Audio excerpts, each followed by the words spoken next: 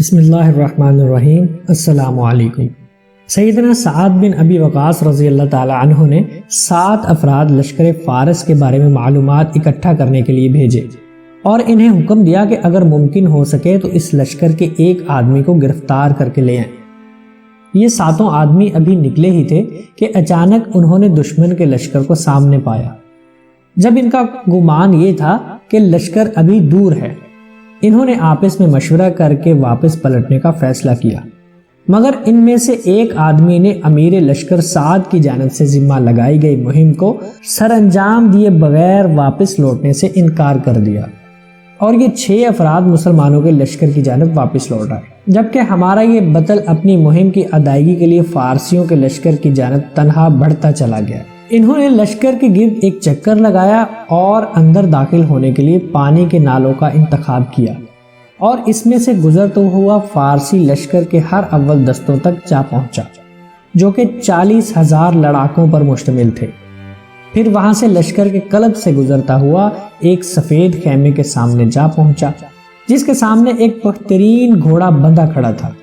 اس نے جان لیا کہ یہ دشمن کے سپہ سالار رستم کا خیمہ ہے، چنانچہ یہ اپنی جگہ پر انتظار کرتے رہے یہاں تک کہ رات گہری ہو گئی۔ رات کا کافی حصہ چھا جانے پر یہ خیمے کی جانب گئے اور تلوار کے ذریعے خیمہ کی رسیوں کو کاٹ ڈالا، جس کی وجہ سے خیمہ رستم اور خیمہ میں موجود افراد پر گر پڑا۔ گھوڑے کی رسی کاٹی اور گھوڑے پر سوار ہو کر نکل پڑے۔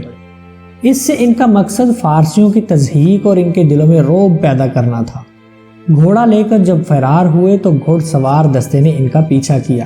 جب یہ دستہ قریب آتا تو یہ گھوڑے کو ایڑ لگا دیتے، اور جب دور ہو جاتا تو اپنی رفتار کم کر لیتے تاکہ وہ ان کے ساتھ آ ملے، کیونکہ وہ چاہتے تھے کہ ان میں سے ایک کو دھوکے سے کھینچ کر سعد بن ابی وقاص رضی اللہ تعالیٰ عنہ کے پاس ان کے حکم کے مطابق لے جائیں۔ چنانچہ 3 سواروں کے علاوہ کوئی بھی ان کا پیچھا نہ کر سکا۔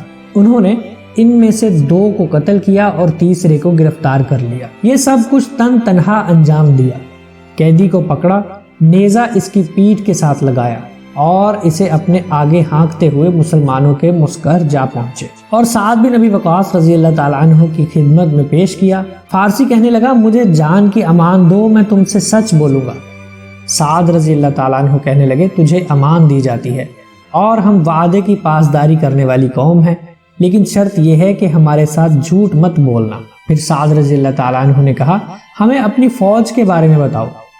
فارسی انتہائی دہشت ناک اور ہذیان کی کیفیت میں کہنے لگا، اپنے لشکر کے بارے میں بتانے سے قبل میں تمہیں تمہارے آدمی کے بارے میں بتلاتا ہوں۔ کہنے لگا، یہ آدمی ہم نے اس جیسا شخص آج تک نہیں دیکھا، میں ہوش سنبھالتے ہی جنگوں میں پلا ہوں۔ اس آدمی نے 2 فوجی چھاونیوں کو عبور کیا جنہیں بڑی فوج بھی عبور نہ کر سکتی تھی، پھر سالار لشکر کا خیمہ کاٹا اور اس کا گھوڑا بھگا کر لے اڑا۔ گھوڑ سوار دستے نے اس کا پیچھا کیا، جن میں سے محض 3 ہی اس کی گرد کو پا سکے۔ ان میں سے ایک مارا گیا جسے ہم 1000 کے برابر سمجھتے تھے، پھر دوسرا مارا گیا جو ہمارے نزدیک 1000 افراد کے برابر تھا، اور دونوں میرے چچا کے بیٹے تھے۔ میں نے اس کا پیچھا جاری رکھا اور ان دونوں مقتولین کے انتقام کی آگ سے میرا سینہ دہک رہا تھا۔ میرے علم میں فارسی کا کوئی ایسا شخص نہیں جو قوت میں میرا مقابلہ کر سکے، اور جب میں اس سے ٹکرایا تو موت کو اپنے سر پر منڈلاتے پایا۔ چنانچہ میں نے امان طلب کر کے قیدی بننا قبول کر لیا۔ اگر تمہارے پاس اس جیسے اور افراد ہیں تو تمہیں کوئی ہزیمت سے دوچار نہیں کر سکتا۔ پھر اس فارسی نے اسلام قبول کر لیا۔ کیا آپ جانتے ہیں کہ یہ عظیم بطل کون تھے جنہوں نے لشکر فارس کو دہشت زدہ کیا، ان کے سالار کو رسوا کیا اور ان کی صفوں میں نقب لگا کر واپس آ گئے؟ یہ طلحہ بن خویلد الاسدی رضی اللہ تعالیٰ عنہ تھے۔ اللہ تعالیٰ ہم سب کو صحابہ کرام جیسی دلیری اور شجاعت نصیب فرمائے، آمین یا رب العالمین۔